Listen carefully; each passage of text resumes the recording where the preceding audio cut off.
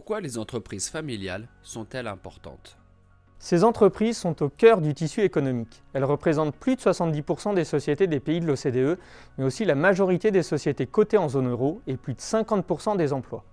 Leur pérennité est donc essentielle, tant pour la préservation des emplois et le rayonnement économique d'une région ou d'un pays, que pour la famille actionnaire pour laquelle l'entreprise familiale constitue souvent le siège de sa fortune et parfois des revenus de ses membres.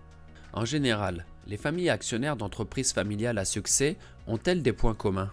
À défaut de certaines croyances, ces familles sont comme le commun des mortels, marquées par des difficultés, drames et traumatismes qui les façonnent. Décès soudains, divorces, unions et enfants de différents lits, handicap et transmission avortée.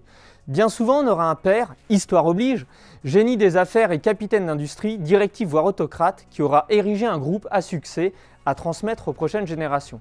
Pour assurer l'avenir de la famille et de l'entreprise, la famille tentera généralement d'inculquer aux enfants un rapport sain à l'argent, le respect des valeurs familiales et de son ADN, et avant tout un esprit d'entreprendre. Une bonne formation théorique sera souvent exigée des prochaines générations, complétée d'une excellence dans les affaires passant par une pratique de terrain, hors et dans le groupe familial, dans différents départements et directions, y compris à l'étranger. Ce parcours idéalisé limite le risque d'une transmission ratée, mais ne l'assure pas tant de nombreux sujets sensibles sont à aborder.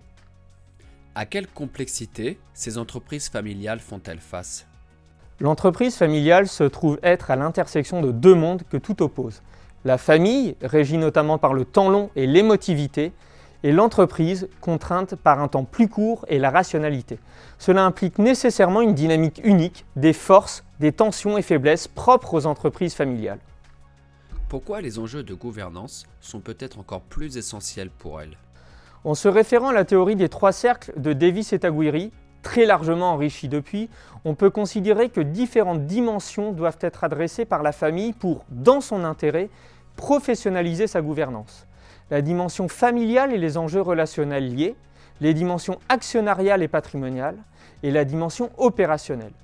Pour aborder efficacement ces sujets, le préalable est de s'inscrire dans un processus permanent de dialogue et écoute active, de quête de sens, de sensibilisation, de préparation à la transmission, de professionnalisation des instances de gouvernance. Cela doit permettre une réflexion aboutie sur les enjeux d'engagement, durabilité, valeur, vision, mission et j'en passe, et in fine la réalisation de l'objectif, une transmission sans accroc. Pourquoi parle-t-on si souvent de société holding?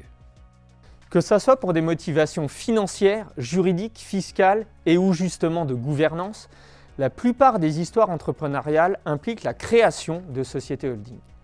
D'abord opérationnelle tête de groupe, siège de la stratégie, de l'animation et des plus hautes fonctions de direction, cette holding opérationnelle sera souvent coiffée d'un ou plusieurs niveaux de détention de holding plus patrimonial, parfois même permettant de distinguer les branches familiales. Souvent, par le fruit de l'histoire à l'occasion notamment de la cession totale ou partielle d'un groupe opérationnel, la holding familiale peut se transformer en un véhicule d'investissement à part entière. Quelle particularité a la gouvernance en holding familiale d'investissement? L'importance d'une bonne gouvernance en holding familiale d'investissement est souvent minimisée par comparaison à celle d'une société opérationnelle. Or, attention aux accidents de parcours qui pourraient mettre à risque sa pérennité.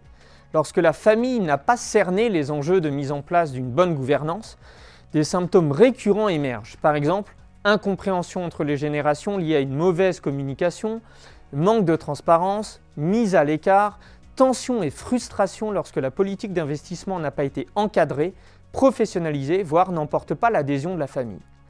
D'expérience, nous constatons aussi qu'il n'est pas aisé pour un entrepreneur de devenir un investisseur. Deux profils psychologiques et de compétences bien différents. Aussi, tout entrepreneur accompli ne deviendra pas nécessairement un investisseur à succès et inversement. Vous avez des questions et vous souhaitez approfondir ce sujet? Veuillez nous contacter par téléphone ou par mail pour un conseil personnalisé. Cliquez sur le bouton Suivre pour recevoir nos actualités. Prenez les bonnes décisions pour votre patrimoine, votre entreprise et votre famille.